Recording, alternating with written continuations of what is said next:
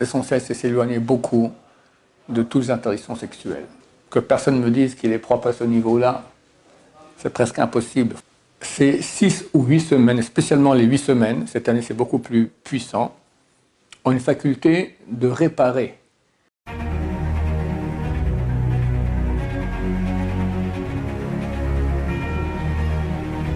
Ce jour est dédié pour la Refoua Shema, la guérison complète et rapide de Suzanne Bat Jabro.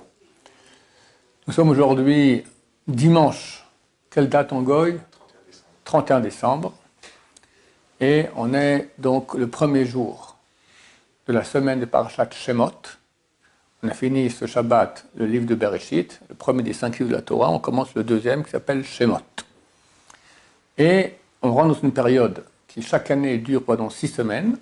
Cette année, elle va durer pendant 8 semaines. Pourquoi? Parce qu'on a une année embolismique, ça veut dire une année où il y a 13 mois, il y a 2 mois de Hadar.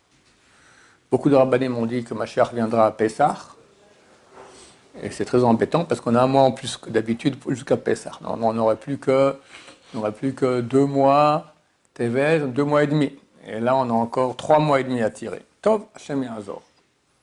En tout cas, cette année, cette période-là dure 8 semaines.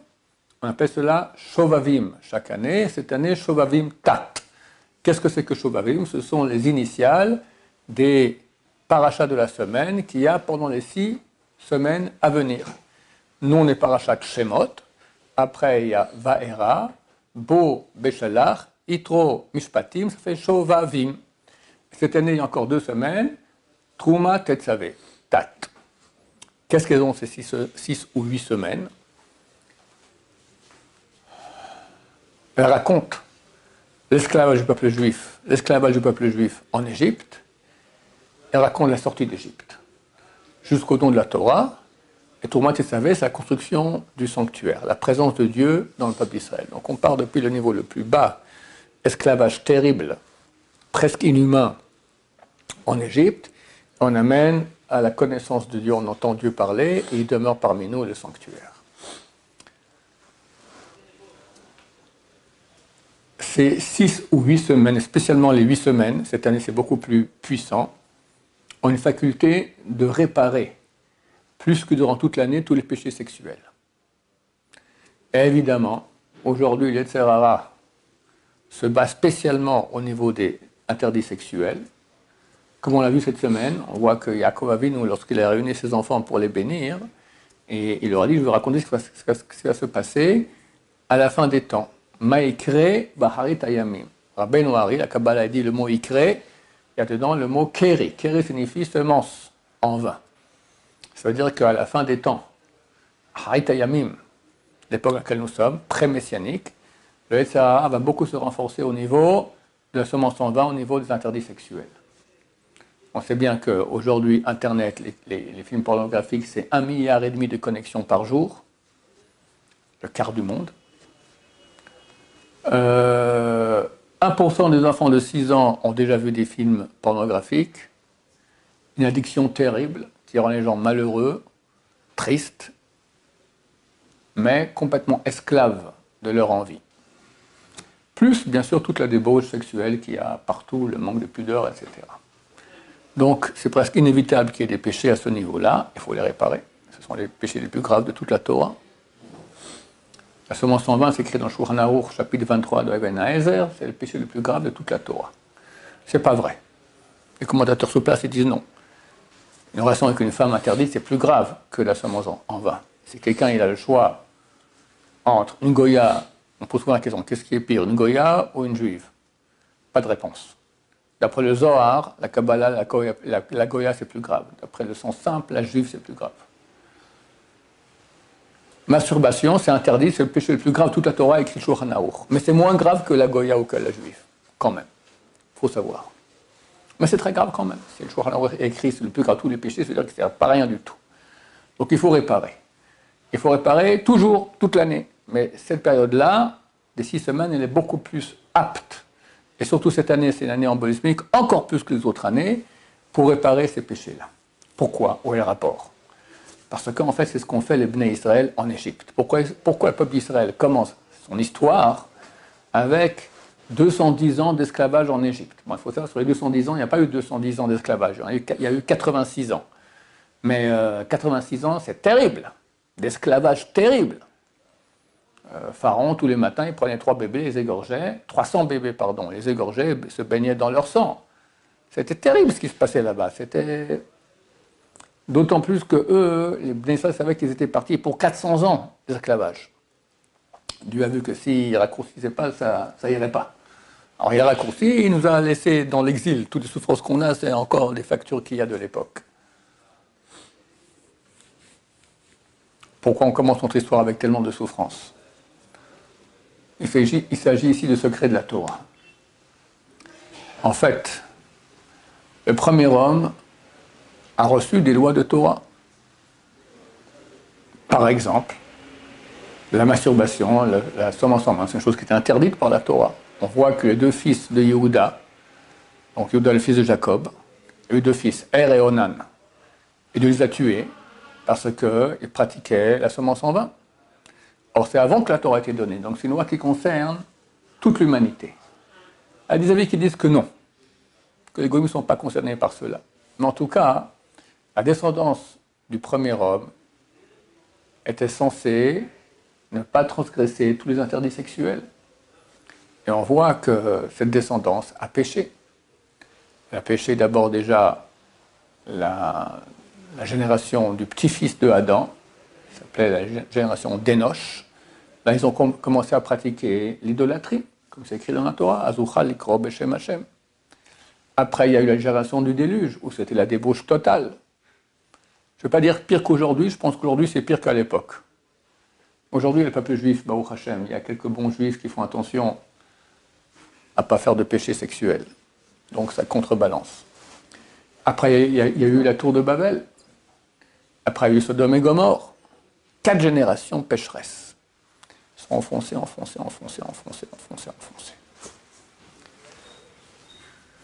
En l'an 2000 de la création, s'est levé un homme exceptionnel. Il est né en 1948. Pas 1948 de l'ère chrétienne qu'on s'en fout complètement. D'accord, 1948 de la création. Avraham Avinu. Et lui a relevé le défi. Elle a réussi à se hisser au-dessus de la masse pécheresse de l'humanité. Et de sa descendance est sorti un peuple qui allait pratiquer la Torah, le peuple juif. Les âmes pécheresses de ces 4 générations sont revenues en Gilgoul, en réincarnation, dans les Bnei Israël qui étaient en Égypte. Et ils ont souffert toutes ces souffrances-là en Égypte pour réparer les péchés sexuels.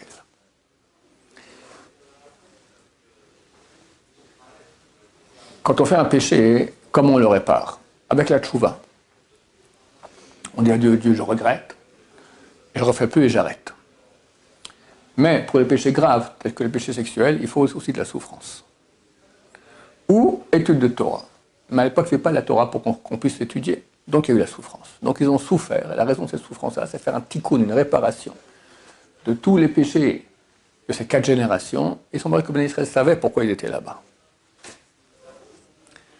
Et ils sont arrivés au moment où tout était réparé. Tout était réparé, zip, ils sont sortis, et on reçoit la Torah au Mont Sinaï. Maintenant, quand nous on lit à la Torah pendant ces 6 ou 8 semaines, tout ce processus de réparation des étincelles, alors nous aussi on peut le faire. C'est écrit que lorsqu'ils sont sortis d'Égypte, ils ont vidé l'Égypte. Ils en ont fait comme une grange dans laquelle il n'y a pas de blé, ou comme un fond marin dans lequel il n'y a pas de poisson. Ça veut dire quoi? Dieu a promis à Abraham Avinu qu'il sortirait, que ce peuple qui sera en esclavage, il sortirait avec Rechush Gadol, avec beaucoup de biens, beaucoup de biens. Alors on voit que les Bnei Israël, ils ont emprunté, ils sont allés voir le voisin, tu n'auras pas une assiette en or, un costume, un machin. Bon, mais franchement, pour 210 ans d'esclavage, sortir avec une assiette en or et quelques costumes, c'est ça le grand mérite, les grands biens que Dieu a promis à Abraham, c'est ça qui allait consoler Abraham. C'est clair que ces grands biens, c'est des grands biens spirituels, c'est toutes les étincelles d'âme qui ont été réparées, qui sont sorties du mal. Quand on fait un péché sexuel notamment, alors comprendre que la semence que nous avons, c'est en fait c'est de la vie. C'est de la vie, c'est ce qui donne la vie. Maintenant, quand tu ne l'utilises pas à bon escient, ça va dans le mal. Et donc tu donnes de la vie au mal. Le mal, c'est la mort. La mort, par définition, elle est morte. Inoffensive. Et quand tu fais une piqûre de vie à un mort, qu'est-ce que ça fait? Ça crée un mort-vivant. Un mort-vivant, c'est Hitler, c'est Pharaon, c'est Torquemada, c'est Staline, c'est Saddam Hussein, c'est le Hamas, d'accord? Des morts-vivants qui font du mal terrible au peuple d'Israël, à l'humanité et à la personne qui les a créés. Ou dans ce monde-là, il aura une vie terrible, ou après, il a un enfer, je ne suis pas jaloux de son enfer. Pourquoi? Parce que vu que tu as donné de la vie maintenant à une entité de mal, alors le mal maintenant, il fait du mal. Maintenant, il faut une énergie. L'énergie qu'il a, ce mal, c'est ta semence à toi. Tant qu'il y a de la semence en lui, tu lui as donné l'énergie, plus il va donner du mal. Quand tout le mal s'est vidé, il meurt. Tu lui as repris toute la vie qu'il avait, lui, il a donné toute cette énergie en mal, alors la souffrance que tu as souffert, elle est en fait la réparation de la vie que tu lui as donnée. Et le mal s'arrête de donner une fois qu'il a fini de donner tout ce qu'il a comme énergie, il meurt. C'est ce que les Israéliens ont fait en terre d'Égypte. Et quand ils l'ont vidé, donc ils l'ont vidé en fait de toutes les étincelles de sainteté, toutes les parties d'énergie divine qui ont été données dans le mal, ils l'ont vidé. C'est pour ça que Pharaon ne pouvait pas permettre que le peuple d'Israël sorte. Parce que lui, il était la tête du mal. Il y a eu, après Pharaon, il y a eu 4 exils qui correspondent aux 4 lettres du nom de Dieu. Le Pharaon correspond au Kotz, à la petite épine qui est au-dessus du Yud, qui correspond à la sphère la plus haute, qui est la couronne. C'est la tête, la couronne de tous les exils qui viendront plus tard. Le Nachash, le serpent originel, les forces du mal. Nous, on porte ici, c'est l'endroit du Keter, de la couronne, c'est ici. Qu'est-ce qu'on porte? Les tefilines. Pharaon, qu'est-ce qu'il portait? Un serpent. Vous pourrez voir, ici exactement, à la place où nous on a les tefilines. C'était la tête des forces du mal. Dans les forces du mal tiennent, grâce à notre énergie, à notre semence, à nos péchés sexuels. Pourquoi le mal se démêle tellement aujourd'hui pour amener tellement de débauche dans le monde? Il va empêcher Mashiach de venir, il faut qu'il y ait beaucoup de mal. Quand le Mashiach vient, le serpent, il est Mashiach Gematria Nahash, Gematria serpent. Il est l'antithèse du serpent originel. Quand il vient, terminé, il va l'égorger. Mais en attendant, le Nahash, le serpent, il marque les points. Péché sexuel. Donc, pour finir ce que je voulais dire, Ben Israël ont fait de l'Égypte une grange sans graines et un fond marin sans poissons, c'est qu'ils ont repris toutes les étincelles de sainteté qu'il y avait là-bas. Et sans cela, alors Pharaon n'a plus de pouvoir, il n'a plus d'énergie, et il s'écroule. Ils sont écroulés. On va dire, en tous les exils, le peuple juif ils ont été dans des pays d'exil, ils ont souffert. À la fin, ils sont partis, ils ont été d'habitude expulsés. Et juste après, ce pays-là, il s'est effondré au niveau économique, au niveau intellectuel, pas rien du tout. L'Espagne. L'Espagne, c'était le top niveau européen de l'intellect, de la tout. Et les Juifs là-bas, ils ont fait énormément. Ils ont été mis dehors en 1492, 1991, excusez-moi. Et après, boum, dépression. La Tunisie, le président de la Tunisie a demandé aux Juifs, revenez en Tunisie. Il a bien vu que c'est toute l'énergie et tout, le commerce, tout ça, voilà. Quand il n'y a plus l'énergie des neshamot juives, alors il y a une dépression des forces du mal. C'est pour ça que Pharaon ne pouvait pas accepter une chose pareille. Alors nous, maintenant, pendant ces 6 et 8 semaines cette année, pendant cette période, on doit faire le maximum pour réparer les péchés sexuels. Alors, il y en a qui jeûnent, mais des grands rabbins ont dit que c'est plus adapté à notre génération. Ce qu'on peut faire, c'est jeûner et payer en argent la somme de jeûne qu'on devrait jeûner. Quelqu'un qui fait du zéro qui fait la semence en main, normalement, il doit jeûner 84 jeûnes de suite. Celui qui a une relation avec une femme nida, 82. Avec une non-juive, 216. Une femme mariée, 325. Homosexuel, 333. C'est tout ce que Rabbeinu Ari, la Kabbalah, te dit combien de jeûnes Bon, alors on est parti pour jeûner toute notre vie. Un gendre à moi m'a dit que dans son collège, il y a un Baal Tshuva, il jeûne toute sa vie. Tous les jours, il jeûne, tous les jours, il jeûne. Kol hakavod. Il étudie. Bravo. Il y a des gens qui jeûnent déjà à 10 h du matin, ils sont incapables de lire un mot déjà, ils sont endormis comme ça, d'accord, ils ne tiennent plus le coup. C'est dommage, mais vaut-il la Torah. Ce qu'on peut faire, c'est jeûner un jour depuis l'aube jusqu'à la sortie des étoiles, surtout que maintenant c'est très très court, et payer en argent, si quelqu'un, par exemple, il veut jeûner 84 jours, alors il regarde combien ça me coûterait d'argent de manger un petit déjeuner, un déjeuner. Pas un truc fast. Un peu de pain avec un peu de margarine, voilà, combien ça coûte, tu regardes, on va dire 5 euros, je dis un prix comme ça, d'accord, tu fais 84 fois 5, combien ça nous fait 420 euros, tu payes le jour de jeûne, tu donnes ça en tzedaka. Comme ça, Ben Ishraï dit qu'on peut faire. L'essentiel, c'est pas ça. L'essentiel, c'est s'éloigner beaucoup de toutes les interdictions sexuelles. Tout contact physique avec une femme, c'est évident, c'est complètement interdit. Et le regard.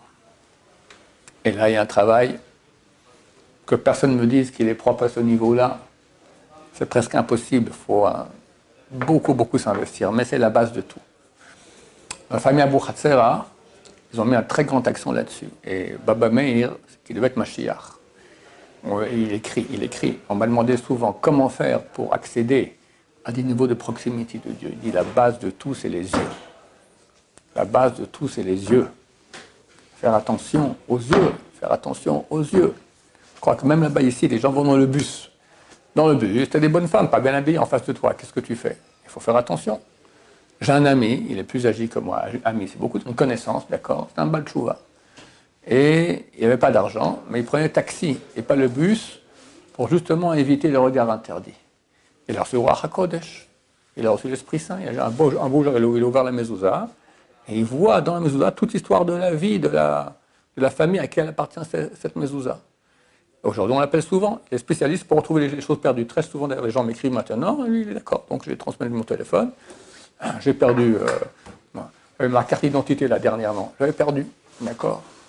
Il m'a dit, où est-elle? Tac, voilà. Hop, à distance. Comment? Les yeux. C'est la base des bases.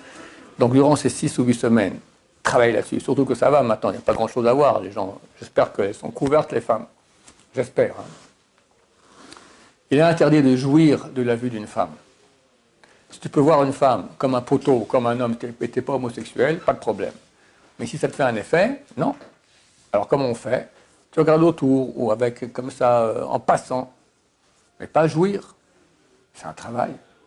C'est pas un travail. Ça s'appelle du funambulisme, d'accord? C'est comme aller sur un fil comme ça, parler à une femme sans jouir de sa beauté. Mais c'est ce que Dieu nous demande. Et c'est la base des bases. Et durant ces 6-8 semaines, il faut beaucoup travailler là-dessus. Et bien sûr, les pensées. Je vous donne des trucs maintenant contre les mauvaises pensées. Quelqu'un a une mauvaise pensée qui dise le verset. Lev tahor berali Elohim veruach nachon chadesh bekirbi. Un cœur pur m'a créé Dieu, veruach nachon, et un esprit juste, veruach nachon bekirbi. Lev tahor berali Elohim veruach nachon chadesh bekirbi. Et un esprit juste renouvelle en moi. Quand on pense ça et on passe la main droite sur le front, ça fait partir les mauvaises pensées. Ça marche. Et si tu veux quand même penser, ça reviendra. D'accord? Et même si tu veux ne pas penser. C'est un truc aussi, il ne faut pas penser, ne pas penser. Il faut penser à autre chose. Si nous disons maintenant que personne ne pense à une banane, et que personne ne pense à une banane, quelqu'un a réussi à ne pas penser à une banane? Impossible. Donc il ne veut pas penser à la bonne femme, pas penser à la bonne femme, pas penser à la bonne femme. C'est un scud qui est en pleine face, d'accord? Donc il ne faut pas ne pas penser à la bonne femme. Tu penses à autre chose. Pense à des pensées de Torah. Même dans les toilettes, on n'a pas le droit de penser des pensées de Torah. Si c'est le choix, ou la pensée de bonne femme, ou penser Torah, pense Torah. C'est moins grave que penser à des bonnes femmes. Pas se mettre dans ta direction. Pas écouter des femmes chanter. Voilà, un éloignement du monde féminin. Shulchan Aruch, dans le chapitre 21 de Ibn Hazer, dit qu'il faut beaucoup s'éloigner des femmes. Parce que Dieu veut qu'on ait un monde saint. Saint S-A-I-N et saint S-A-I-N-T. D'accord? Les deux, ça marche ensemble. Si on a un monde où les gens pensent aux bonnes femmes toute la journée, ça finira mal. Et c'est le monde qu'on a aujourd'hui. Des tromperies, de la débauche. Voilà, qu'est-ce que c'est comme monde? Je ne sais pas comment il mérite encore de survivre. Sûrement grâce au peuple d'Israël. En tout cas, durant ces 6 et 8 semaines, c'est le moment de faire le grand tikkun. Et à la grande réparation, à mon avis, Hachem va faire la grande réparation du monde entier. Vu qu'on attend Mashiach pour les jours à venir, je pense que durant cette période, il y aura un grand tikkun du monde entier. Comment? J'ignore. Est-ce par une guerre mondiale? J'espère que non. Comment ça se fait? Je ne sais pas comment Dieu va le faire, mais on voit en tout cas qu'en Israël, il y a un très grand tikkun. Sur I-24, ils ont dit que depuis le 7 octobre, un tiers des Israéliens se sont rapprochés de la Torah. Tu vois quel tikkun extraordinaire. C'est phénoménal. Phénoménal. Donc on va avancer dans ce sens-là, on va réparer les péchés. Et votre Hachem, on sera propre pour la main du Mashiach. Baruch Adonai, l'olam, amen, amen.